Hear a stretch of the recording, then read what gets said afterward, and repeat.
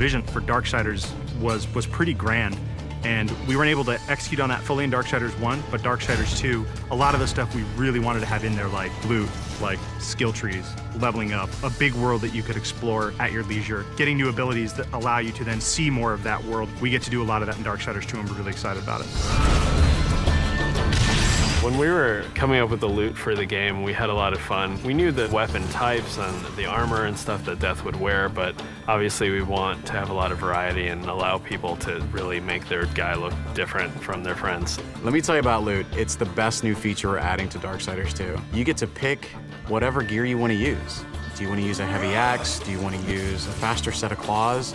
Do you prefer extra fire damage? Do you want added strength? Do you want added stamina? There's got to be thousands of pieces of loot. I mean, not only is there a bunch of visual combinations, there's a bunch of statistical combinations. Of course, you're going to find just common stuff, and then you're going to start to find some that have magical properties. You're going to get some that really are loaded up with stats, and eventually, our top-tier loot is called possessed weapons, and those are going to be a lot of fun because they stay with you, and you're actually able to take items that you found, and you can feed those items into the possessed weapon to increase their power. Essentially, the possessed weapons level up with you based on how often you feed them with the loot that you don't want anymore.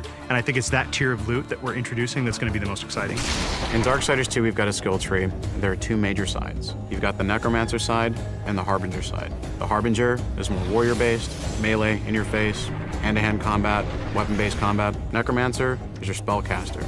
Your big nukes, fire, arcane, lightning, all that cool stuff. There's certainly not a chance to just stand in one place in Darksiders 2. The characters are more aggressive in this game. They're kind of up on top of you very quickly.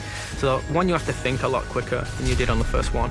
But because you've got so many different tools to handle that combat now, players can handle it in a lot of different ways. They can hold back and use a lot of the magic if they're not very good at the melee combat, but you can also get in and get through from a very up close and personal style of gameplay. So it's really down to the type of player who's playing the game.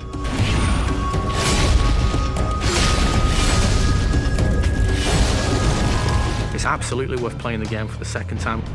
We hold back some of our really high-end, powerful loot items for the second read through.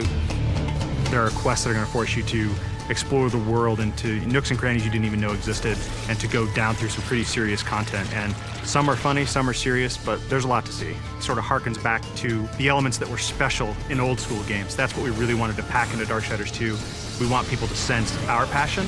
It's a game made for gamers by gamers.